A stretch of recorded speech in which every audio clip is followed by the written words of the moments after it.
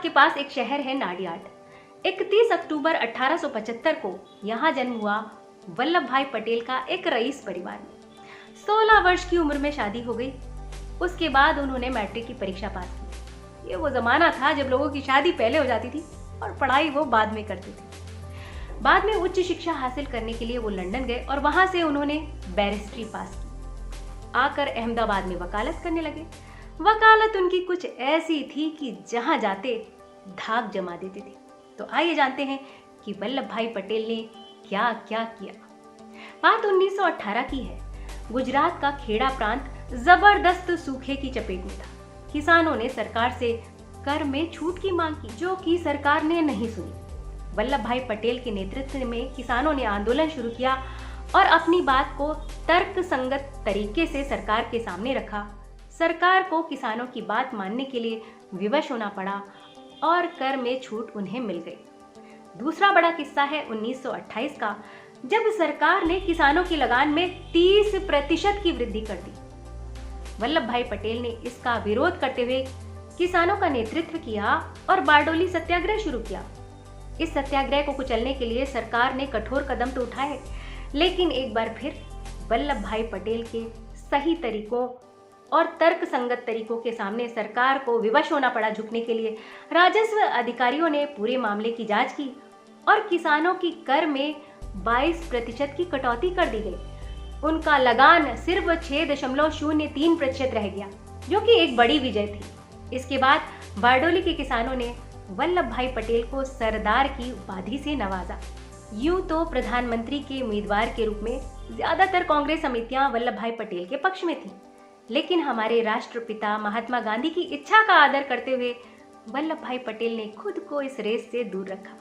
वो कहते हैं ना कि अपने ही गिराते हैं नशे मन पे बिजलियां।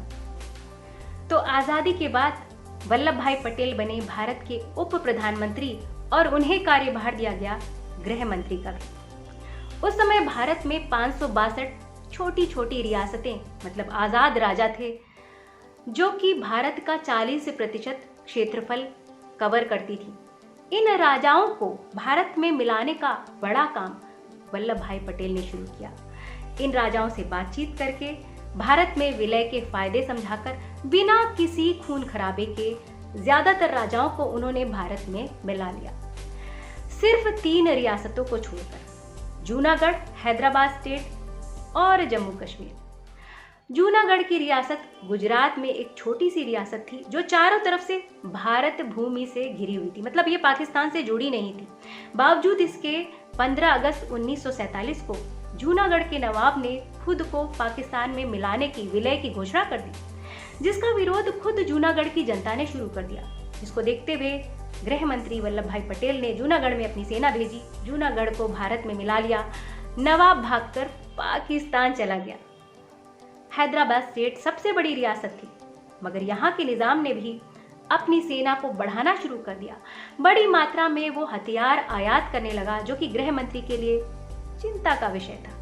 यहाँ भी सितंबर 1948 में भारत ने अपनी सेना भेजी और 3 दिन के अंदर निजाम ने आत्मसमर्पण कर दिया। नवंबर 1948 को हैदराबाद स्टेट का भी भारत में विलय हो गया। इन छोटी छोटी रियासतों को भारत में मिलाकर भारत को अखंड बनाने की सफल मुहिम के कारण ही हम वल्लभ भाई पटेल को भारत का लौह पुरुष कहते हैं। 15 दिसंबर 1950 को भारत का ये अनमोल रतन हमें अलविदा कह गया और सदा सदा के लिए अमर हो गया। तो वल्लभ भाई पटेल की ये जानकारी, ये कहानी आपको अच्छी लगी हो तो इस वीडियो को लाइक करिएगा, शेयर करिएगा और चैनल को सब्सक्राइब करिएगा।